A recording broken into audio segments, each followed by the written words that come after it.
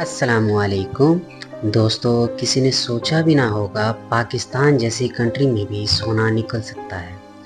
بات ہے 1978 کی، جب جی ایس پی نے اپنی ایک سروے رپورٹ جاری کی جس میں بتایا گیا پاکستان میں ریکوڈک کے مقام پر ملینز ٹن سونے کے ذخائر موجود ہیں۔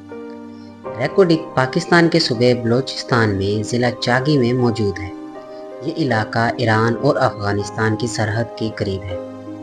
ریکوڈک کا یہ علاقہ ایران اور افغانستان کے سرحد سے اتنا قریب ہے کہ ان کا درمیانی فاصلہ تقریباً 70 سے 80 کلومیٹر ہے۔ کسی زمانے میں یہاں آتش فشاں پہاڑ موجود تھے۔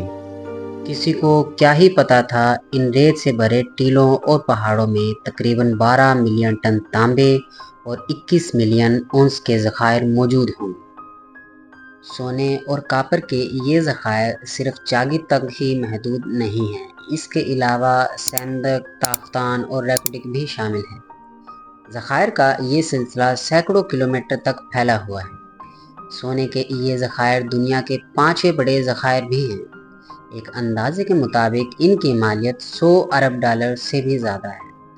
دریافت ہونے کے کافی سال گزر جانے کے باوجود سوائے باتوں کے اس کام کو کسی بھی قسم کا عملی جامہ نہیں پہنایا جا سکا۔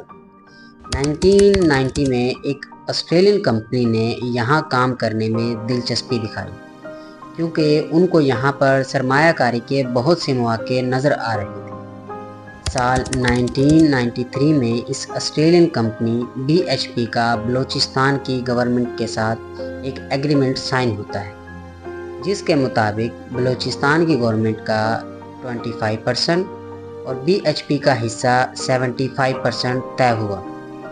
جب یہاں کام شروع ہوا تو پتہ چلتا ہے یہاں صرف سونا اور تانبا ہی نہیں، اس کے علاوہ اور بہت سی دھاتیں موجود ہیں جن میں کاپر اور چاندی شامل ہیں۔ وقت کا پہیہ گھومتا ہے اور کچھ وجوہات اور فائنینشیل بینیفٹ کی وجہ سے BHP اپنے شیئر منکور نامی چلی کی کمپنی کو منتقل کر دیتی ہے اور بعد میں یہ کمپنی بھی اپنے شیئر آسٹریلیا کی ہی دوسری کمپنی TCC کو منتقل کر دیتی ہے۔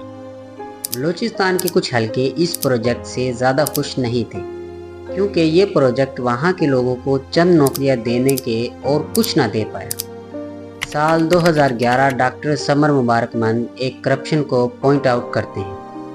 کرپشن کی کنفرمیشن کے بعد بلوچستان کی گورنمنٹ یعنی اس وقت کے وزیر اعلیٰ نواب اسلم ریسانی TCC کو لائسنس دینے سے منع کر دیتے ہیں کیونکہ بلوچستان کی گورنمنٹ اب نئی شرائط رکھ دیتی ہے، کیونکہ اس سے ان کو کوئی خاص فائدہ نہیں ہو پا رہا تھا، جن میں سے ایک شرائط بلوچستان کا حصہ 25% سے بڑھانا تھا۔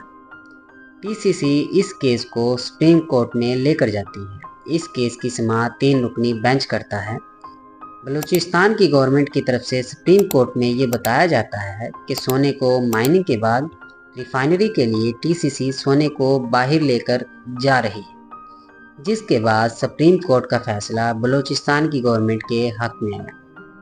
دوستو، کہانی یہیں پر ہی ختم نہیں ہوتی۔ TCC پاکستان میں کیس ہارنے کے بعد ICSID سے رجوع کرتی ہے۔ TCC نہ صرف پاکستان کے خلاف کیس کرتی ہے بلکہ پاکستان کے خلاف $16 ارب کا ہرجانے کا دعویٰ بھی کر دیتی ہے۔ یہاں پر آپ کو بتاتے چلیں، ICSID ایک انٹرنیشنل انسٹیٹیوٹ ہے جس کا مقصد دنیا میں جتنے بھی سرمایہ کار ہیں ان کے اور کسی بھی کنٹری کے مابین تنازعات کو حل کرنا ہے۔ یہ ادارہ کینیڈا میں موجود ہے۔ سال 2019 ICSID اپنا فیصلہ TCC کے حق میں سنا دیتی ہے اور ساتھ ہی پاکستان پر تقریباً $6 ارب کا جرمانہ لگا دیتی ہے۔ جرمانہ لگ چکا تھا اور پابندی بھی، کیونکہ اب جب تک پاکستان یہ جرمانہ ادا نہیں کر دیتا تب تک کسی اور کمپنی سے کوئی اور ایگریمنٹ بھی نہیں کر سکتا تھا۔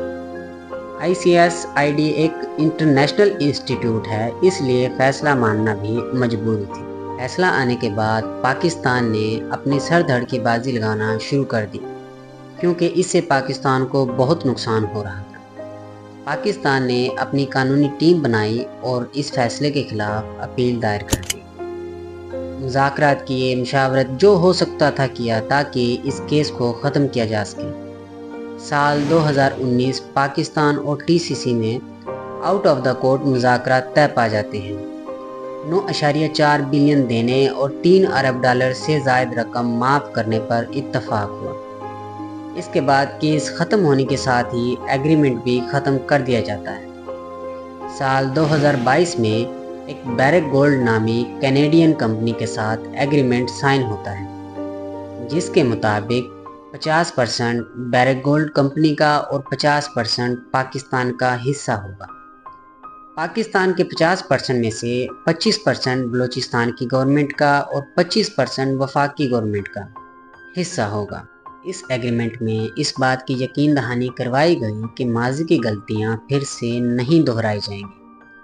اس ایگریمنٹ کے بعد سے بیرک گولڈ ریکارڈنگ پر تیزی سے کام جاری رکھے ہوئے ہیں۔ بیرک گولڈ کے مطابق وہ اس وقت 2010 اور 2011 کے فیزیبلٹی کو توسیع دینے کا کام جاری رکھے ہوئے ہیں، اور فیزیبلٹی کا یہ کام 2024 کے اینڈ تک کمپلیٹ ہو جائے گا۔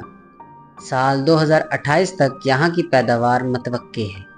سال 2028 سے 2032 تک سالانہ تقریباً 7,800 کلو گرام سونا اور 19 کروڑ کلو گرام تانبا متوقع ہے، جس کے بعد پاکستان کو سالانہ تقریباً $1 ارب کا فائدہ ہوگا۔ پاکستان کے جتنے بھی پروجیکٹس ہیں ان سب میں سے یہ پروجیکٹ سب سے زبردست ہے، اور یہ پاکستان کی تقدیر بدل سکتا ہے۔ یہی افسوس اگر یہی کام پاکستان اپنے بل بوتے پر کرتا تو نہ ہمیں کسی کو 50% دینا پڑے، الٹا 100% پاکستان کو بچے، جس سے پاکستان کی اکانومی بہت جلدی گروتھ کرے اور پاکستان دن دگنی ترقی کرے۔ دوستو، یہاں ہم آپ کو بتاتے چلیں، پاکستان وہ خوش نصیب کنٹری ہے جس کے پاس وافر مقدار میں سونا موجود ہے۔ دنیا میں ٹوٹل 113 کنٹریز ہیں جن کے پاس گولڈ موجود ہے۔ ان سب کنٹریز کو ایک بیلٹ کے ذریعے جوڑا گیا ہے جسے TMB یعنی ٹیتھیان میٹالوگینک بیلٹ کا نام دیا گیا ہے۔ یہ بیلٹ یورپ سے شروع ہوتا ہوا ایشیا سے یعنی عراق، ایران، افغانستان، پاکستان، انڈیا، بنگلہ دیش اور چائنا سے گزرتا ہے۔ تو دوستو، امید کرتے ہیں آج کی ہماری معلوماتی ویڈیو آپ کو اچھی لگی ہوگی۔ ملتے ہیں نیکسٹ ویڈیو میں۔ اللہ حافظ۔